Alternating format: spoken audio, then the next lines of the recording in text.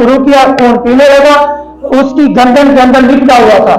शाम बोला, उसने कहा पहला गुनाह ये था, ये बंदा नमाज नहीं पढ़ता, जिस वजह से अल्लाह ने मुझे भेजा कि इसे आजाद हो। आप मैं तो अल्हम्दुलिल्लाह 5 वक्त की नमाज पढ़ते हैं। दूसरा गुनाह ये था, ये ज़कात नहीं देता था।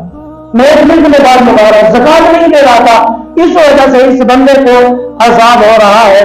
जैसे आज बंदा कहता है बच्चों के लिए ये फसल कणक रखनी है, अगर मैंने इसी से ज़कात निकाली तो ये कम हो जाएगी। उसने कहा इसके 2 गुनाह ये थे। आप और मैं ये 3 गुनाह, गौर से सुनना, तकरीर का पूरी तकरीर का खुलासा बयान कर रहा हूं, यही है। शाम बोला 3 गुनाह इस बंदे का ये था जिस वजह से मैं इसे अजाब दे रहा हूं। और मैं 3 गुनाह कौन सा था? और मैं 3 गुनाह ये था, जब भी कोई आलिम बयान करता है सुनने के लिए इनके पास वक्त नहीं होता। अब मैं तो ये गुनाह नहीं कर रहे, क्योंकि जुल्मुल मुमिनीन खैरा, मोमिन का अच्छा गुमान हो। मैं अच्छा गुमान करता हूं क्योंकि आप जल्दी आते हैं। आप तमाम लोग ये गुनाह नहीं कर रहे, जिस वजह से मुर्दे को कब्र में जाने से पहले आजाद हो रहा था। फिर मैं आप और मैं गौर करें, ये गुनाह हम नहीं कर रहे। साथ कहने लगा मोबाइल चलाने के लिए वक्त था, ड्रामा देखने के लिए, फिल्म देखने के लिए, होटल पे बैठने के लिए, गप्पे लगाने के लिए, दूसरों को बंद कराने के लिए इस बंदे के पास वक्त था।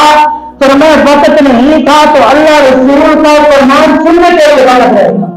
आज किसी के पास वक्त है? नहीं है। आप देख रहे हैं, यानी सच थोड़ा सा कड़वा होता है और हकीकत जरूर होती है।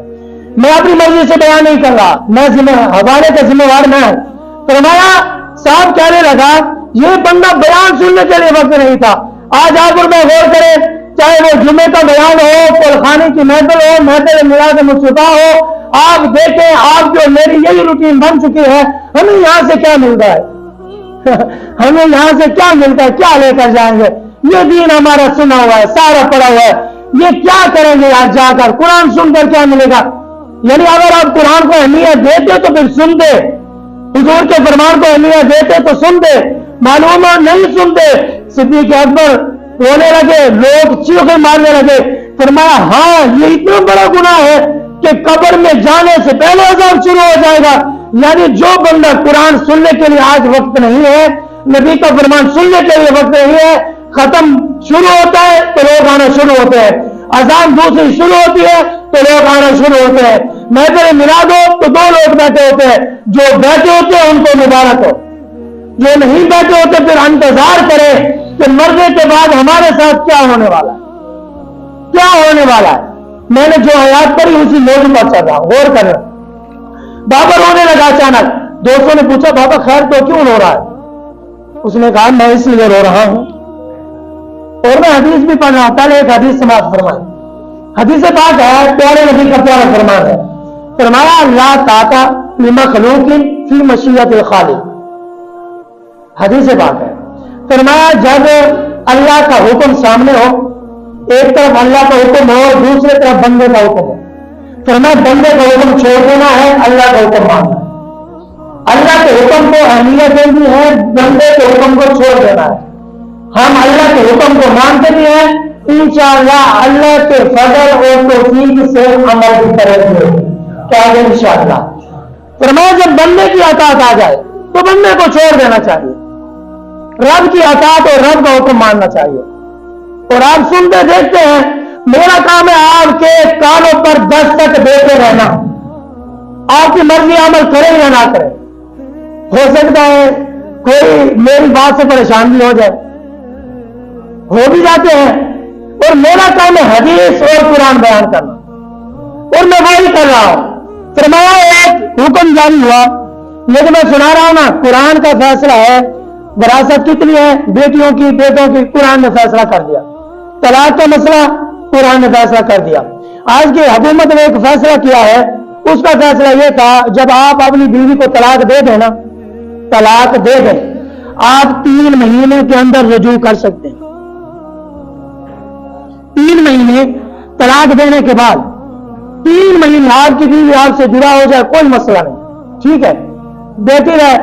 अभी 2 महीने यानी 3 महीने के 90 दिन बनते हैं, आप 80 दिन के बाद चले जाएं, अपनी बीवी को घर लें और आपका रुजू हो जाएगा। कुरान कहता है, नबी की शरीयत कहती है, तलाक होने के बाद रुजू बोल रहे हैं आपने तो ये काम नहीं किया यार, क्यों परेशान हो? आपने तो तलाक नहीं दी ना। मैंने कल, आज भी सुना है, कल भी सुना है। एक औरत कह रही थी, पहले ये था, बुजुर्ग कहते थे जैसे घर वाला तलाक दे दे तो बीवी घर के बाहर कदम ना रखे तो तलाक नहीं होगी। घर के बाहर जब तक कदम नहीं रखेगी तलाक नहीं होगी। ये शरीयत का मसला नहीं है, हो सकता है किसी की तबीयत का मसला हो। शरीयत का मसला यह है तलाक देने के बाद बीवी अपने मर्द पर हराम हो जाए, मर्द पर हराम है। और जो सुलह कराने वाले हैं या घर में बिठाने वाले हैं। और एक बंदा कह रहा था मैंने अपनी बीवी को तलाकें दे दी हैं, कितनी तलाकें दी, घर से जाती नहीं, घर से नहीं गई, अभी भी घर में है, 3 बच्चे पैदा हो गए। अगर मसला नहीं सीखेंगे, दीन नहीं पड़ेगी, यही हाल होगा जो हो रहा है या होने वाला है। मैंने पिछले दिनों आपको कहा था कि वो वक्त आने वाला है, न मैंने सुना था, न खबर पड़ी थी, न देखा था। मैंने कहा था दोस्तों, बुजुर्गों, याद रखना वो वक्त आने वाला है, ये कहेंगे बड़ा निकाह के बेटियों को तोड़ दें, अब वही देख लें ये बात आ गई। और दूसरा इन्होंने बहुत बड़ा हमला और भी किया। हमारा काम है बता देना। और हमला क्या किया, जैसे लोगों को जलील किया, उसके बाद फौरन जाके ना असेंबली के अंदर नबी करीम सल्लल्लाहु अलैहि वसल्लम का खत्म नबूवत खातमुन नबिय्यीन का बिल पास करने लगे कि कादियानियों को तहफ़्फ़ुज़ दिया जा रहा था।